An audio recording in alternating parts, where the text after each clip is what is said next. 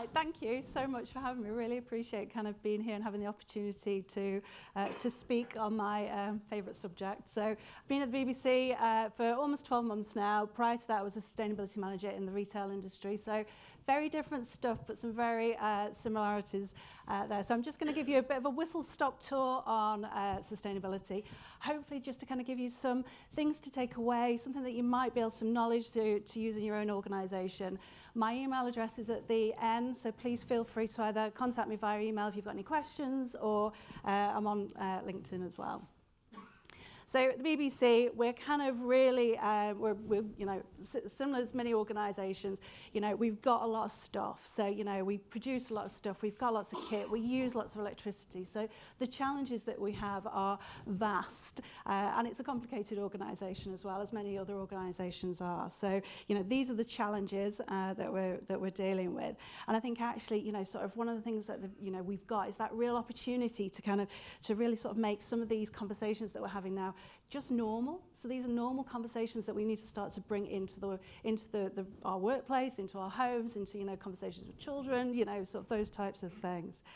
So I wanted to kind of show you, just kind of give you the background. So these stripes are from Professor Ed Hawkins from the University of Reading, and it kind of shows the temperature change, global warming temperature change, over the years, and actually global temperatures sort of, it's about 1.2 degrees at the moment higher than average, and I think, you know, there's no you know, it's quite clear that humans are the cause of that global warming. And I think I just popped on there, we're starting to use the stripes as well. You know, we've been using them for a number of years, sort of on our newsreel as well, just kind of show that sort of, you know, the global warming temperature increase. And I think, you know, it's a sad stats that October this year was the highest October on record, and that kind of just demonstrates the challenges that we're going through. And I think equally, you know, we're all seeing it now. You know, it's really sort of very much at home, the challenges with global warming, the impact that has, whether it's extreme weather events, impacts on people's, you know, sort of life choices as well. So it's, you know, really there. So I kind of wanted to kind of give you the, you know, what's happening type of thing. So we've got, there's another one happening this year. You've probably seen it in the news today, actually. So it's called Conference of the Parties, COP. 28 is happening in Dubai. But actually, when it kind of all really kicked off, COP21 was when we kind of had the historic 1.5 degrees agreement, so to limit global warming to 1.5 degrees. And I think really the key to it is that we need to limit that global warming to 1.5, and that must peak before 2025. At the latest, and then we need to see a decline by at least 50% by 2030. So we're kind of real on a, you know, a fast track that we need to make change. So, you know, this is kind of this is why I kind of like talking about it. So the 1.5 degrees is that real key to kind of, you know, sort of keeping us aligned. And, you know, we sort of talk about net zero, and the BBC has our own net zero targets. Lots of other organisations have similar targets, and it's really about aligning, you know, sort of the greenhouse gases that we put into the atmosphere to actually sort of what we take out. And at the moment, we're not aligned, and, you know, we really need to strive for that 1.5 degrees no later than 2050. That's kind of like the really last thing. And I just wanted to touch on, we talk about net zero. Net zero is very much about reducing greenhouse gas emissions, you know, sort of reducing them. And then we kind of, I don't know whether you've heard the term carbon neutral. That's kind of out there as well, but carbon neutral is very much about buying opportunities to offset greenhouse gas emissions. So, you know, sort of tree planting, that type of thing. I very much kind of recommend that, you know, reducing greenhouse gas emissions at the, you know, sort of as the key point. So at the BBC, we've got our three key pillars. And what I wanted to touch on is just what we're doing, but then equally just give some opportunities for you to take away and think about, could I take this back to my organisation? What can we do? So the BBC, we've got a mature net zero target. We're really working on that at the moment. That's kind of, you know, sort of well underway. My role is very much to deal with our supply chain, and I'll kind of sort of touch on that in a minute. And then we have nature positive. So this is sort of a new target that we're working towards, and actually sort of doing some work around measuring our impact on nature as well. So we've very much had, sort of measuring that impact on the environment. So nature is the next big one. And I think with the BBC, we've got that unique opportunity as well as, many other organisations to really use our voice to be able to influence and make change out there as well. So they kind of call it our brain print. So I just wanted to touch on this. It's kind of, there's lots of information out there, and I can, sort of point people in different directions. But we measure our emissions as an organisation into 3 scopes, and we kind of refer to it scope 1, 2, and 3. So scope 1 and 2 are very much about the electricity, the gas that we use to power, sort of our bits of kit. So that's kind of, very much in our control and actually within our gift. And a lot of organisations are moving to purchasing renewable energy to kind of reduce down their emissions. Scope 3 is my job, the BBC, and this is kind of like a big chunk of dealing with our supply chain, the stuff that we buy, the kit that we produce, the waste that we produce, the transport. So it's all kind of these things that kind of fit into this big circle of what are organisations' greenhouse gas emissions. So this is the BBC's. Different organisations will have different types of pie charts. So, prior to this, I was in the retail industry. There was a lot around that. Supply chain was huge, and obviously buying lots of things. Depends on the types of organisations. So 68% of our emissions come from our supply chain. And that's why it's really important to us to work with our key partners in this area to kind of work with them to reduce that down. But I think equally different organisations will have different pie charts in a way. But I think it gives you the opportunity to look at your organisation and go, where do we need to focus our attentions? So, very much for ourselves, it's, get our own house in order. We need to look at the transport. That's a big thing. We're a global organisation. Very similar for lots of organisations will be transport, energy and supply chain. And so we've got our targets for 2030, and we're looking to set our long-term targets to 2050. I think the challenging bit is measuring it. So, getting that information together and measuring it, but actually then set those targets and let's kind of sort of work towards that. So we recommend organisations look at science-based targets. We've got some further links, I think, attached to this, but I think it's very much about science-based targets give that opportunity for an organisation to align to the 1.5 degrees, to be credible, to be kind of, so to allow other organisations to kind of see where they're going, and actually that trajectory of meeting climate change, it's, sort of there. And I think really some of the key points to setting science-based targets is that it's really about reducing down your emissions. The maximum end date is 2050. How can you reduce your emissions as an organisation? And then only at the very last point, so sort of like the last 5-10% would offsetting be recommended. It's a growing figure. That figure changes every month. So lots of organisations are starting to work towards science-based targets as kind of the global, credible approach to reducing greenhouse gas emissions. And I think it's interesting because science-based targets aren't just for big organisations as well. It's very much for smaller organisations.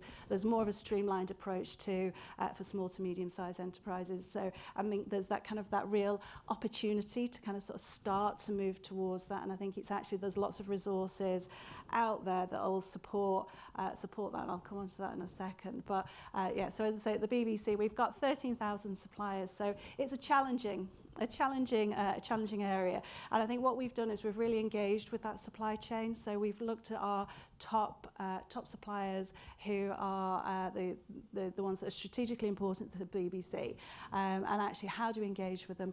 What can we do to support, educate, communicate, work together? But equally, some of these organisations are further ahead than ourselves. So there's that opportunity for that two-way learning. So I think actually it's really about driving and encouraging engagement in this area. So I think this is kind of, one of the things that we're really wanting to see, and really, encouraging people to set science-based targets. And one of the other areas is about reporting environmental performance. So it's all very well, we've set the targets, we need to know how we're doing. So we do ask our suppliers to submit to something called CDP, so Carbon Disclosure Project. So that's very much about, how do they report their performance and how can we see this year on year. One of the things that we've also done, and lots of other organisations are working towards this, is set a responsible procurement strategy. So if you'd like to do business with the BBC, these are the things we'd like to see. So it covers your standard things around equal opportunities, etc. But equally now we've updated it to reflect our position on science-based targets and reporting to CDP. Lots of other organisations are producing these types of documents, and it's really about sort of engaging with that supply chain as being really important. And I think some of the other things I just wanted to touch on, some ideas to take away. So the key to moving forward is aligning to that 1.5 degrees, setting the science-based targets, reporting on performance, but equally some of the things that we can do in our own organisation, and just kind of giving you some top tips that we've done and what's worked well as well. So training. Mandatory training for our newsreaders, and it's really about sort of building in the opportunities to talk about net zero, sustainability, the environment, but making it consistent across the approach. So organisations are aware what we're talking about and how do we make that consistent. One of the other things that I thought was really interesting to share is there's two projects that we have, the green teams on our 80/20 project. So the green teams work within the BBC. These kind of individuals are really enthusiastic about sustainability and the environment. And actually what we really do is encourage them to do stuff that they find interesting. So actually, sort of something to take away from this. And this is normally kind of that starting point, is to get some real key individuals though who are enthusiastic, and whether they want to do bike projects, or we have bees. I haven't actually seen the bees yet, but the last time somebody went to see the bees, they got stung. So I'm kind of stay away from the bee project maybe. But we have all these different, sort of projects that are happening and engaged individuals within the organisation. And then we have something called the 80/20 project. So this is where individuals can apply to take part and use 1 day a week to work in the sustainability team. And it's really worked really well. We've got this two-way flow of information. So these individuals come with their skills and we can impart information to them. And actually what we found is that's been really successful in them taking that back into their day-to-day work as well. So, it's that real two-way share of information. So I just wanted to kind of to touch on that as a nice thing to kind of to consider in the environment, sort of in there. And then one of the things was just kind of those top tips, how to get started. I touched on resources for smaller organisations. There's a great website out there, the UK Business Climate Hub, who've got lots of great information for smaller organisations as well, but it's equally very useful for big organisations. So there's some really good resources in there, so to just kind of get off on that, to get started on that journey. So I just wanted to put sort of like those top tips to give you a bit of a feel for, sort of what to do. And I think really it's kind of just understanding what is net zero, what's sustainability, what does that look like in my environment, in my workplace, what are the big things that, will affect it, is it energy, do we do a lot of transport, is it a lot of kit production, that type of thing. So yeah, really getting to understand that piece. And then the other thing I touch on is the staff and senior management engagement, that governance, that kind of getting that sign-in, that buy-in to be able to give you the ability to kind of start things moving. I think that's really important. I think actually what we found now is that the door is open. We have lots of conversations on sustainability, and everybody is really enthusiastic and sort of really willing to kind of take part. So I think we're at a really good point, and I think actually it's becoming very real to lots of people as well. And then look for support. It's not simple, so I think it's kind of, some of the things are simple actions and that you can put in place. I think if we're looking at carbon accounting, you can soon kind of get down a little rabbit hole of looking at the numbers and the data, and actually it's that opportunity to lift your head up and to look at not just the numbers, but actually what actions can you put in place as well. So I think actually there are support, and I think, you can go onto this website and it kind of directs you to areas where there's support, information guidance, possible funding opportunities depending where you are in the UK. So there's kind of some real good resources out there, and I'd use that as a starting point. And then measure your impact. So you can't make a change unless you know what that impact is. So really getting into the nitty-gritties of measuring your scope 1, 2 and 3 data. The scope 1, 2 data is about the electricity use, so really quite straightforward. The lease cars that you might have, the gas that you consume, that type of thing. Scope 3, there's 15 categories categories to kind of get in there to kind of start measuring. But I think you need to kind of, sort of make a start. And looking at supply chain is probably one of the ones where you can have the biggest impact. And then taking action. This is the key to it, and it's actually sort of what things can you put in place now. Whether that's moving to renewable energy, reducing transport, looking at inefficiency ways of working. There's lots of things to kind of start to go at. And I think actually, and it's one of the other things was just looking beyond your business. So it is working with partners. What are other people doing? Are there opportunities? Are there synergies? Are there kind of, things that you can do together? So yeah, I think it's just the things to do now. It's that, there's some real sort of I was going to say quick wins. They're not quick wins, but they're quicker. So, looking at the energy in the workplace, some of the things are kind of doing that simple energy walk around. Who's left what switched on? Is the computer screen still switched on? Is the lights in the loo still switched on? Those type of things. So managing waste, it's an obvious one. It's probably very small in the greatest impact, but actually people are visible, so it's really quite simple. So, sort of managing waste, what can be recycled, what energy tariff is appropriate, and then that real education and awareness. And I think the long-term approach is, reviewing the buildings, what infrastructure have you got in place, are there any rationales in there, and really looking at can you install your own energy, etc. So there's some real sort of things to go after, but that's kind of like the whistle-stop tour on sustainability. So thank you. But please feel free to reach out. Thank you.